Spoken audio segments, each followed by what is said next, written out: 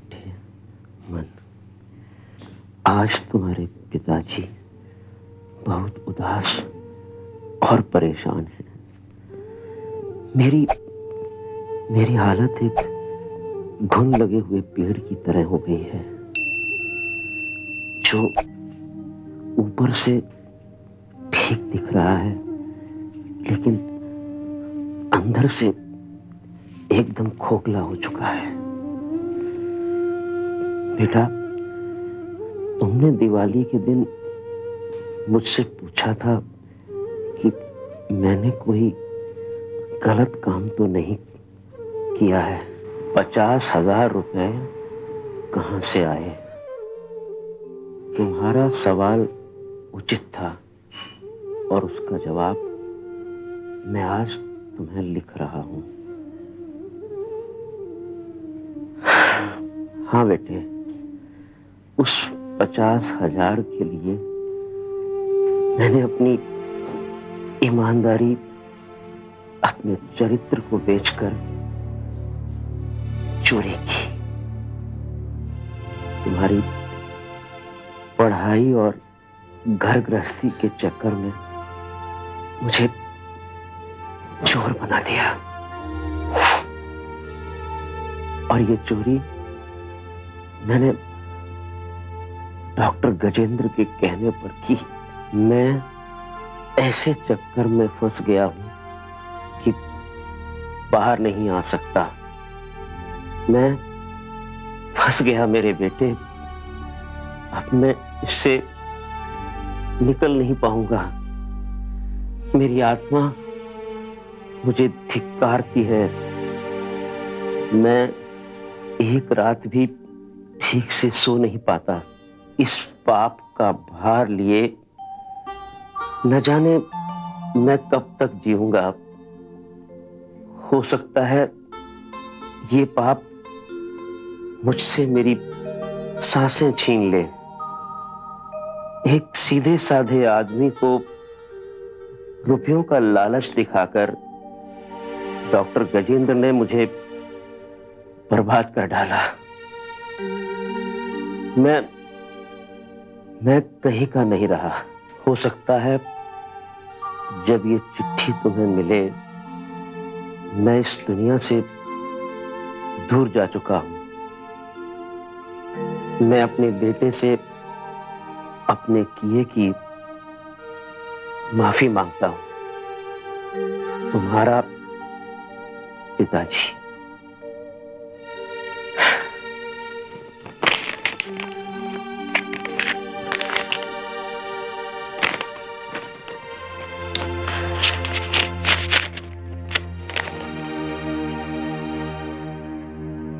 मेरे मरने के बाद ये चिट्ठी मेरे बेटे को मिले।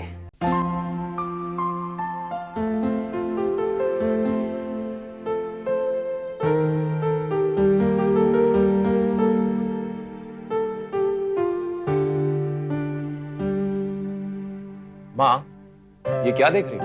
मैंने अपने लिए सोने का हार बनवाया है। कैसा है? काफी महंगा होगा। महंगे सस्ते से तुझे क्या मतलब? ये बताओ कि मेरे गले में कैसा लग रहा है? लग तो बहुत अच्छा रहा है माँ, लेकिन इतने पैसे कहाँ से आ रहे हैं? अब तुझे आम खाने से मतलब या पेड़ गिनने से? और ये ले 15,000 रुपए।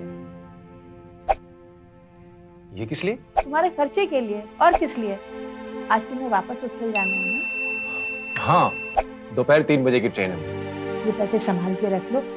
तुम वहाँ हॉस्टल में अकेले रहते हो ना, तुम्हारे काम में। तुम्हारे पिताजी को तुम्हारी चिंता नहीं है तो क्या हुआ?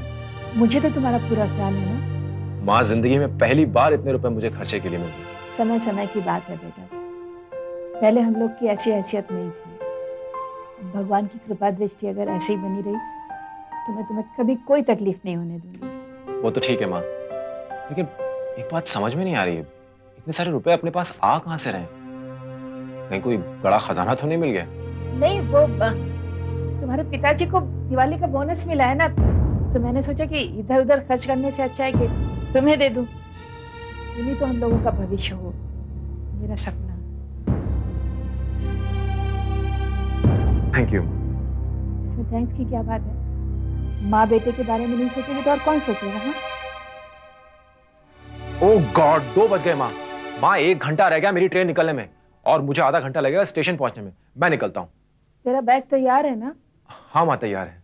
और खाना खाने का क्या करेगा? मैंने तो कुछ बनाया ही नहीं है। माँ तुम खाने की चिंता मत करो, मैं स्टेशन पे जाके कुछ ना कुछ खा लूँ। इस वक्त मुझे भागना होगा, ठीक है?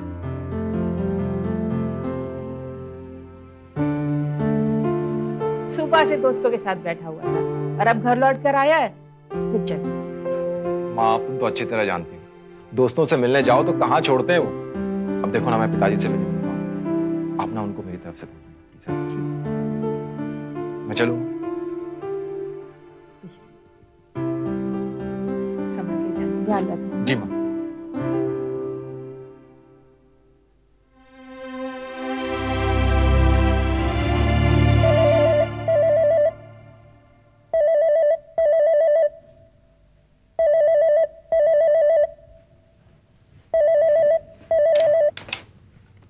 हेलो। हाँ रत्ना, गजेंद्र बोल रहा हूँ। घर में तुम्हारे टेंशन कम हुई है नहीं? उस टेंशन की तुम परवाह मत करो, उनका गुस्सा शांत होने में अभी थोड़ा वक्त लगेगा। अरे दिवाली से लेकर अब तक तुम बातें नहीं कर रहे हो? वो बात करना भी चाहे तो मैं तैयार नहीं होंगी। पति होने का ये मतलब नहीं होता है कि वो मेरे चरित्र पे शक करें। तुम्हारे सामने उस बेचारे कमलाकांत की बुरी हालत हो जाएगी रत्ना।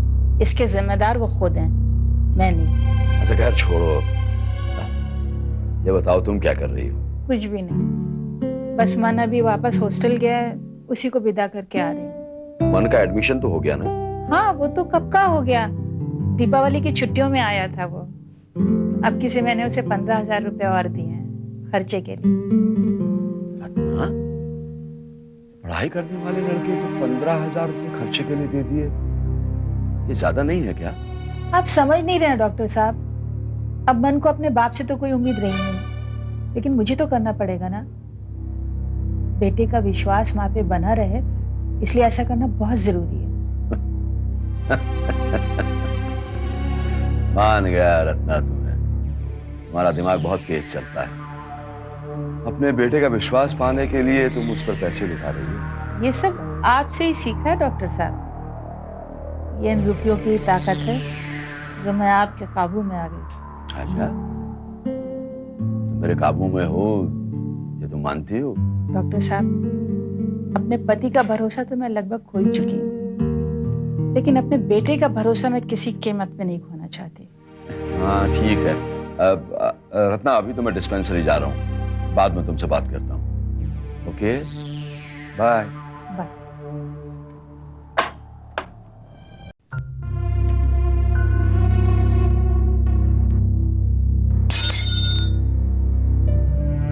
Yes sir. हाँ कमलाकांत जी को अंदर भेज दो। Okay sir.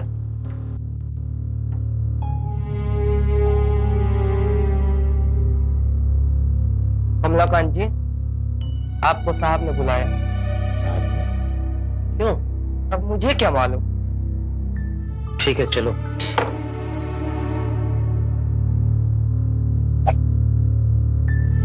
आइए। मे आई कम इन सर? हाँ आइए आइए कमलाकांत जी। सर आपने मुझे बुलाया? हाँ कमलाकांत जी आइए बैठिए, मुझे आपसे कुछ पर्सनल बातें करनी है। जी। आप बैठिए तो सही। आप इतने परेशान क्यों दिखाई दे रहे हैं, क्या बात है? सर ऐसी तो कोई बात नहीं है। नहीं कोई बात है तो आप मुझसे कहिए, हो सकता है मैं आपकी कोई मदद कर सकूं। सर आपने पहले ही मेरे लिए इतना कुछ किया है कि अब क्या बताऊं। रही परेशानी की बात, तो सर जिंदगी में छोटी मोटी परेशानियां तो लगी रहती हैं, अब इनका कहां तक रोना रो। अरे कमलाकांत जी, आज मुझे अचानक याद आया कि आपने मुझसे 50,000 रुपए मांगे थे और मैंने कंपनी के रूल के हिसाब से आपको दिन से मना कर दिया था। कमलाकांत जी मैं आपसे कुछ पूछ रहा हूँ। लेकिन सर इस बात को तो काफी दिन बीत चुके हैं। लेकिन आप कह रहे थे कि बहुत जरूरी है, बेटे का एडमिशन करना है, तो कुछ इंतजाम हुआ कि नहीं हुआ? सर अब कुछ ना कुछ तो इंतजाम करना ही था। अब वो मैंने अपने एक पहचान वाले से उधार लिए हैं सर। धीरे धीरे ब्याज और उसकी किस्त चुकाऊंगा।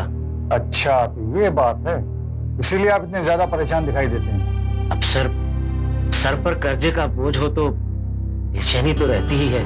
मैं आपका ये बोझ आज हल्का करना चाहता हूँ कमलाकांत जी, क्योंकि मैं नहीं चाहता कि आप जैसे ईमानदार और भरोसे का आदमी इस तरह परेशान हो। इसलिए मैं कंपनी के रूल्स के खिलाफ जाकर आपको 50,000 रुपए दे रहा हूँ।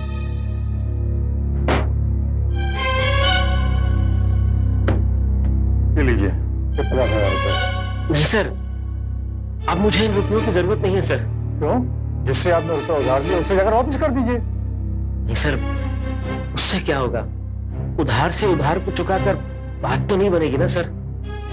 मगर कमलाकांत जी, आपको ब्याज से रुपए लौटाने की क्या जरूरत है? आपसे ब्याज थोड़ा ही लूंगा, पर मुझे लौटाने की भी जल्दी नहीं है। जब आपके पास इंतजाम हो जाए मुझे लौटा दीजिएगा। सर, मेरी समझ में नहीं आ रहा है कि क्या करूं। सीधी सी बात को आप इतना मुश्किल क्यों बना रहे हैं कमलाकांत जी? अगर आज मैं आपको ये 50,000 रुपए देने के लिए राजी हुआ हूँ तो सिर्फ आपकी ईमानदारी को देखकर और आपकी ईमानदारी के हिसाब से 50,000 सर, आप मेरे लिए इतना कुछ कर रहे हैं। मैं ये आपके लिए नहीं कर रहा हूँ कमलाकांत जी, ये तो मैं सिर्फ अपने लिए कर रहा हूँ। मैं किसी भी कीमत पर आप जैसा ईमानदार और भरोसे का आदमी खोना नहीं चाहता। अभी 50,000 रुपए लीजिए और जिससे उधार लिया उसे देकर बात खत्म कीजिए। Thank you sir, thank you very much.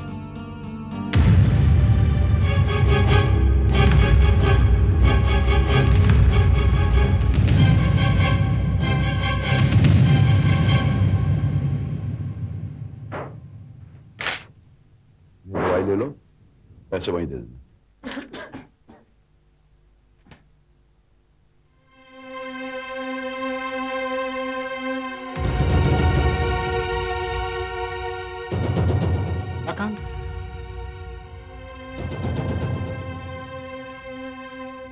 अरे कमलाकांत जी, आइए आइए, बैठिए। आपके चेहरे से मुझे अंदाजा हो रहा है कि मेरा काम हुआ।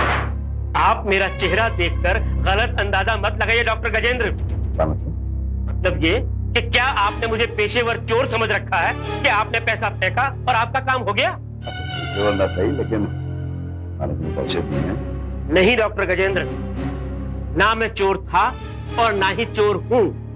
आपने मुझे पैसे देकर जो गलत काम करने के लिए मजबूर किया था, आज मैं वही 50,000 रुपए आपको लौटाने के लिए आया हूं। ये लीजिए। अच्छा, अचानक 50,000 रुपए वापस करने की गर्मी आपके अंदर आ गई? ये रुपए आए कहां से कमलाकांत जी? किसी और के लिए काम करने लग गए? जी नहीं डॉक्टर गजेंद्र, मैं पहले जिनके लिए काम करता था आज भी उन्हीं चड्डा साहब के लिए काम करता हूं और आगे भी पूरी ईमानदारी और भरोसे के साथ करना चाहता हूं। चड्डा साहब,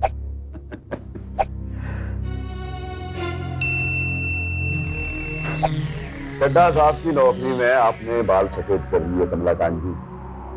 जिस भरोसे और ईमानदारी की आप बात कर रहे हैं ना, उसके बल पर आप एक कदम नहीं चल पाएंगे, वो बड़खड़ा के गिर जाएंगे और फुलाएंगे भागते हुए मुझसे मदद मांगेंगे। तो साहब, भगवान ना करे कि दोबारा ऐसी कभी नौबत आए।